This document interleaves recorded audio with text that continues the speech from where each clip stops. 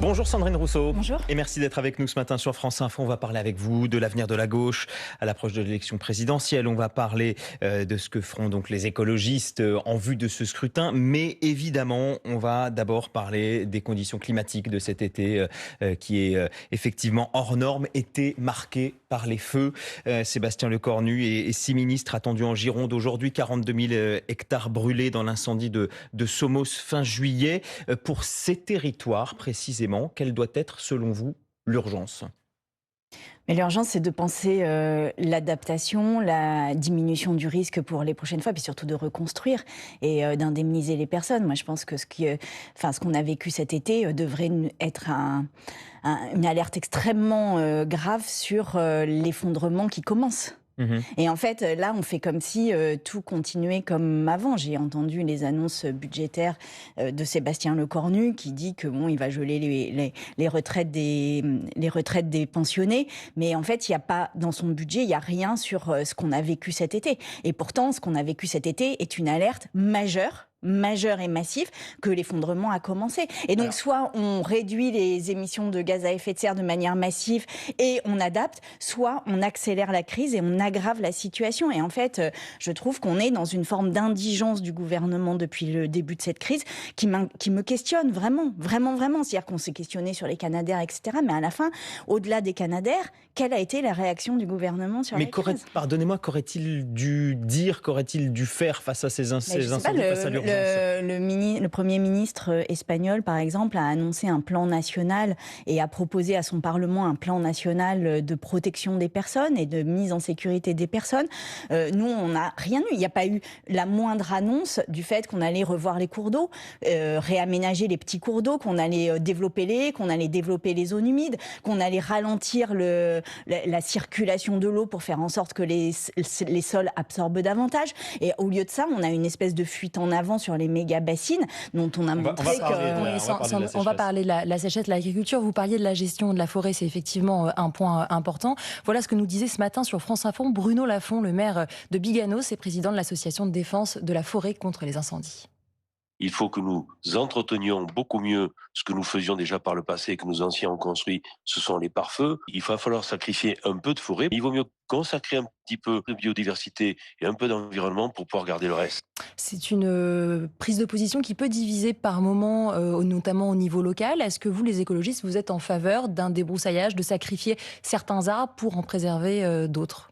Et surtout, ce qui n'est pas questionné là dans les feux et qui est pourtant au centre du problème, c'est une sylviculture intensive d'une espèce unique, qui est le pin. Le pin maritime. Et qui, en fait, fragilise de manière extrêmement forte une zone dont on sait qu'elle est déjà à risque tous les étés d'incendie, puisque ça n'est pas la première fois qu'il y a des méga-feux. Précisément, que préconisez-vous ? Ce maire-là qui s'occupe des feux en Aquitaine, il dit, voilà, nous, il faudrait, quand même, c'est malgré tout une zone verte, même si effectivement c'est une zone qui est travaillée par la sylviculture, faire plus de pare-feu, planter les arbres. Mais il va falloir faire des loin. pare-feux, ça c'est absolument. Mais parce qu'il peut y avoir l'idée quelquefois que les écologistes disent oui, mais ça fait couper des arbres, débroussailler, ça détruit de la biodiversité. Là, vous imaginez bien que la qualité de la biodiversité dans une sylviculture aussi intensive qu'il y a dans les Landes, il n'y a pas une qualité de la biodiversité aussi énorme. Donc il faut refaire des espaces naturels, il faut faire des pare-feux, il faut faire des espaces où le feu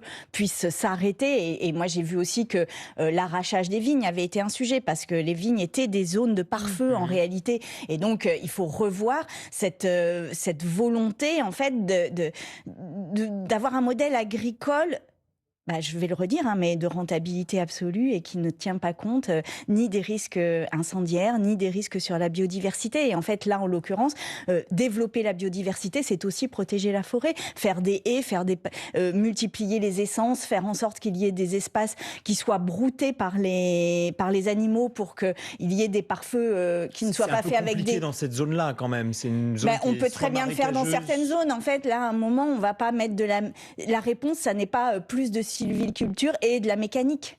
Ça ne peut pas être ça. Et je pense qu'il faut vraiment comprendre que là, dans le moment où on doit revoir nos modes de production et nos modes de consommation. On n'y arrivera pas avec des petits aménagements. Et en fait, là, aujourd'hui, cet incendie des Landes, c'est une indigence une incompréhension du risque et une minimisation du risque climatique, mais c'est aussi une volonté d'aller chercher du profit sur des zones qui sont fragiles écologiquement. Sandrine Rousseau, vous critiquez l'inaction du gouvernement. Laurent Nunez, le ministre de l'Intérieur, a annoncé jeudi que le projet de loi de modernisation de la sécurité civile, donc ça concerne les pompiers, sera présenté le 8 septembre. Est-ce que c'est une bonne chose ?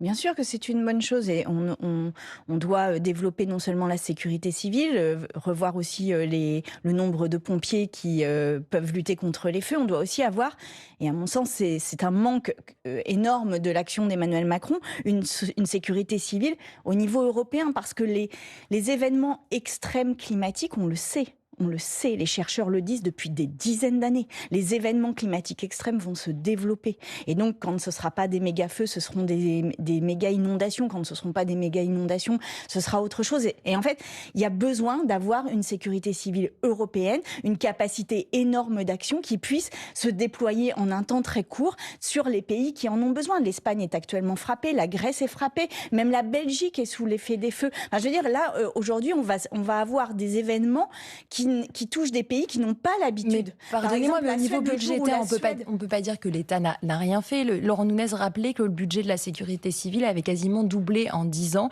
Il est passé de 450 millions en 2017 à 879 millions l'année prochaine. C'est une augmentation conséquente. Non mais moi je veux bien qu'on se dise que le gouvernement a super bien fait, a super bien anticipé les choses. Je vous pose la question au niveau budgétaire. Moi il y a 220 000 déplacés. Toutes les études, toutes les premières enquêtes qui ont été faites montrent qu'on aurait pu arrêter ce feu bien plus tôt et ne pas subir l'embrasement qu'on a subi, notamment avec du déploiement de Canadair de manière bien plus importante et bien plus en proximité du foyer, puisqu'on savait que les Landes étaient une zone de danger maximal. Et donc il faut une base aérienne sur laquelle il y ait des Canadair dans ces zones qui sont à risque maximal. Donc on aurait pu gérer autrement. On peut se dire évidemment que, moi je sais pas, j'ai l'impression de vivre dans une dystopie depuis le début de cette crise. Moi quand je suis sur les plateaux télé, on me pose la question, d'abord ça a été la climatisation. Est-ce qu'il faut développer la climatisation ? Après c'était uniquement une question de Canadair, alors qu'en fait c'est tout un modèle d'organisation sociale, d'organisation économique, d'organisation productive qui est à penser en fonction de ce réchauffement climatique qui est en train de s'emballer. Enfin, là, il y a un autre phénomène qui nous attend qui s'appelle le phénomène El Niño, qui est un réchauffement des océans et notamment de l'océan Pacifique et de l'océan. Ça part de l'océan Pacifique et ça amène effectivement de la chaleur, y compris jusque en Europe quelquefois. Pardon parce que je bafouille. Mais là, les chercheurs parlent d'un El Niño tellement exceptionnel qu'ils l'appellent Godzilla. C'est-à-dire qu'en fait, on va subir, là, dans les prochains mois, des événements climatiques extrêmes dans le monde, comme des moussons absolument ingérables qui vont générer des pertes humaines. Là, on rentre dans le monde de l'incertitude. Et ce que montre ce qui s'est passé en France aujourd'hui, cet été, c'est que il y a un manque d'anticipation de ce qui se passe. Mais tout ne peut peut-être pas se faire en un jour. Une capacité à nous assurer, par exemple, aujourd'hui, les assurances. Enfin, moi, je vous dis que dans les prochains mois, par exemple, le débat, ça va être l'assurance. Est-ce que les assurances vont continuer à assurer ?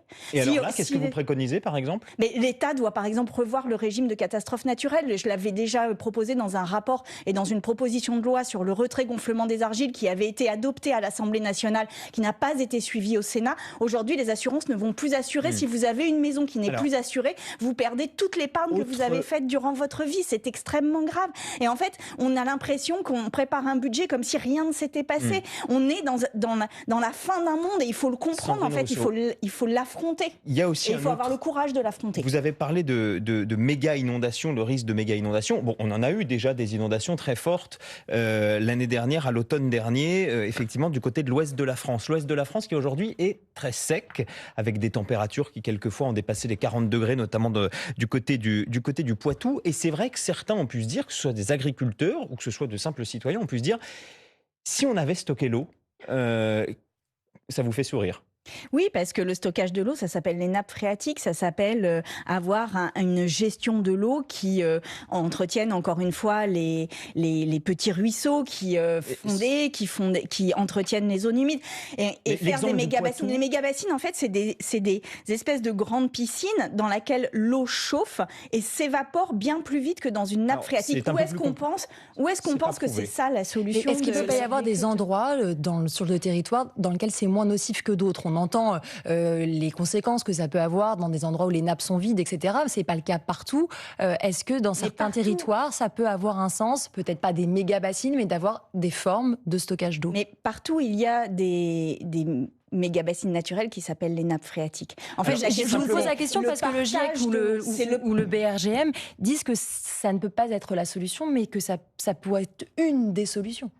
Non, mais en fait, ces méga-bassines naturelles existent, ça s'appelle les nappes phréatiques. La question, c'est comment on partage l'eau. Et en fait, la méga-bassine, ce qu'elle évite, c'est la question du partage. C'est-à-dire que c'est une appropriation individuelle à des fins de rentabilité économique pour quelques agriculteurs. Je rappelle que les méga-bassines ne servent que 6% de l'agriculture. Donc en fait, on est dans une appropriation de l'eau. Et juste, j'en termine sur l'eau, parce que ça va être un sujet majeur. Aujourd'hui, Emmanuel Macron a décidé que l'avenir de la France, c'était les data centers qui consomment plusieurs millions de litres d'eau par jour, le nucléaire qui consomme aussi de l'eau et les méga-bassines. En fait, on rentre aussi dans une guerre de l'eau. Sur les nappes phréatiques, si on prend l'exemple du Poitou, donc il y a Sainte-Soline dans le Poitou notamment. J'y étais hier.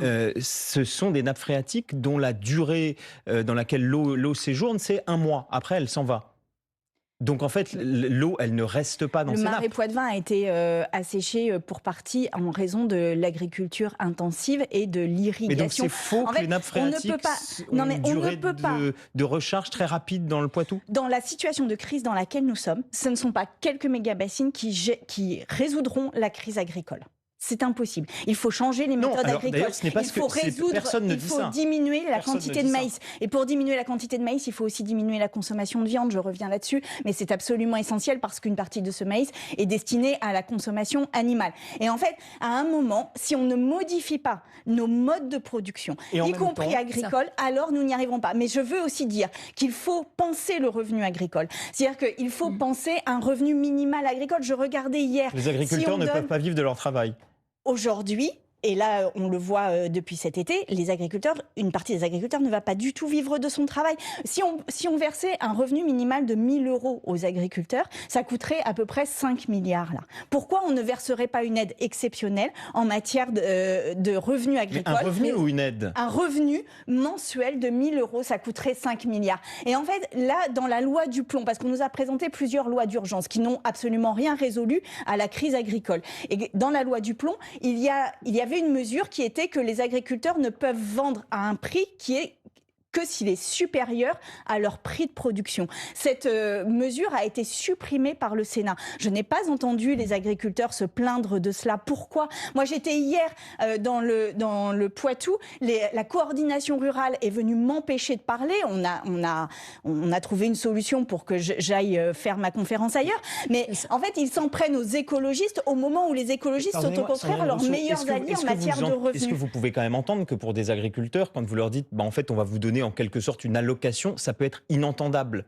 Mais quand on a discuté de la loi... Ils préfèrent produire pour vivre de leur travail, plutôt que de ne pas produire. Aujourd'hui, force est de constater que les modalités de la production ne permettent pas de faire vivre les agriculteurs. Et quand je vois à quel point on court et on fonce dans une agriculture intensive, je me dis que nous allons vers une hécatombe des petits agriculteurs. Et en fait, c'est cela le sujet. Pour maintenir une petite agriculture, il va falloir accepter une partie de l'aide. Et quand vous dites que les agriculteurs n'acceptent pas des allocations, mais enfin, la PAC, c'est quoi ? La PAC, c'est quoi? Simplement, c'est une politique agricole commune qui renforce les grandes exploitations. La politique agricole commune, c'est une aide. C'est une aide à l'agriculture pour faire en sorte, et elle devrait être orientée pour faire en sorte que les petits agriculteurs s'en sortent. Vous restez avec nous. Je vous coupe, pardon, vous restez avec nous. On va parler politique nationale dans quelques secondes. D'abord, l'info en 1 minute. Il est 8h48 et voici Marie Marty-Rossian. L'incendie parti jeudi dernier à Luglon dans les Landes est désormais fixé. Annonce de la préfecture ce matin qui annonce que la moitié des personnes évacuées peuvent désormais rentrer chez elles. Le feu ne progresse plus mais il n'est pas encore éteint. Les pompiers restent donc vigilants. 1700 hectares au total ont été parcourus par les flammes. Le Premier ministre au chevet de la Gironde aujourd'hui accompagné de 6 ministres. Sébastien Lecornu va rencontrer élus et représentants du territoire après ce feu massif qui a brûlé 42 000 hectares fin juillet. Le Premier ministre était déjà en visite hier au Porge, commune où 183 maisons ont été détruites par les flammes. De nouvelles frappes ukrainiennes en Russie. Elles ont fait 6 morts la nuit dernière près de la frontière avec l'Ukraine. 4 personnes ont également été blessées. Et puis un Léon Marchand brillant hier en clôture des championnats d'Europe de natation à Saint-Denis. Le quadruple champion olympique a remporté l'or sur l'épreuve du 400 mètres nage libre devant les cadors de la discipline. Le Toulousain qui établit au passage un nouveau record de France. France Info. Le 8h30 France Info, Adrien Beck, Camille Vigogne-Lecoat. Et nous sommes toujours sur France Info avec Sandrine Rousseau, députée écologiste de Paris. On va parler de l'avenir de la gauche et des écologistes à la prochaine élection présidentielle. C'est dans 9 mois seulement et on ne sait toujours pas ce que feront les écologistes. Marine Tondelier a pris la parole ce week-end pour appeler les forces de gauche de Jean-Luc Mélenchon à Raphaël Glucksmann à se parler pour trouver une candidature commune tout en maintenant sa propre candidature à elle. On n'y comprend rien, Sandrine Rousseau. Est-ce que les écologistes seront ou non sur la ligne de départ dans 9 mois ? Il faut demander à Marine Tondelier, puisque visiblement, elle décide un peu toute seule des choses. Donc voilà, je n'ai pas d'informations. Moi, je souhaite que nous n'y soyons pas, mais je souhaite aussi dire que là, il faut discuter avec la France Insoumise, comme il faut discuter avec le Parti Socialiste. Vous êtes notoirement plus proche de Jean-Luc Mélenchon, pardon, mais discuter avec la France Insoumise, ça veut dire aussi discuter dans un cadre, c'est-à-dire avec des échéances, avec des objectifs. Et là, je m'interroge sur cette lettre qui arrive juste après un accord sénatorial.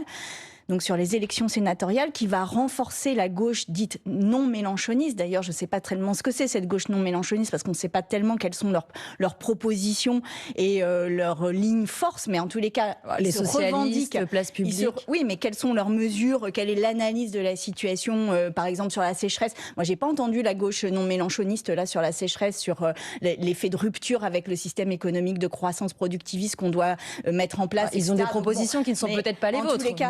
En tous les cas, donc cette gauche non mélenchoniste a été renforcée par l'accord sénatorial qui vient d'être signé par notre propre parti. Et juste après avoir évacué LFI de cet accord, eh bien on dit on va écrire à LFI pour se rencontrer. Moi, je trouve que tout cela est un peu léger en réalité et que c'est presque le pire de la politique. C'est-à-dire que quand on a des places à gagner, on y va. Quand on n'a pas de place à gagner, on n'y va pas. Je pense que la politique, c'est quelque chose qui est une ligne qui doit s'incarner dans une ligne politique. Donc, là aujourd'hui, il faut assumer une ligne anti-productiviste, anti-croissantiste et faire en sorte que nous assumions une rupture avec le modèle économique. Donc Marine Tondelier, elle fait le pire de la politique. Très grand danger.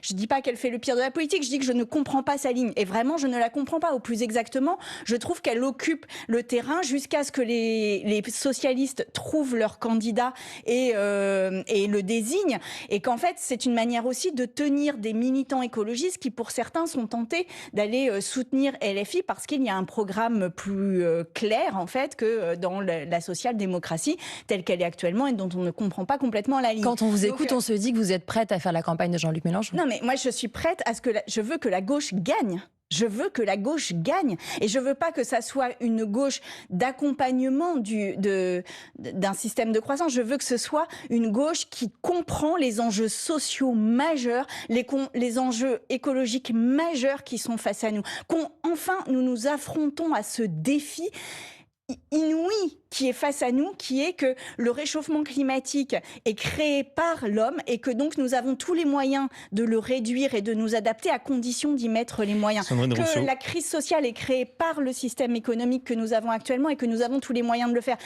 Total, par exemple, a fait 11 milliards de bénéfices cet été.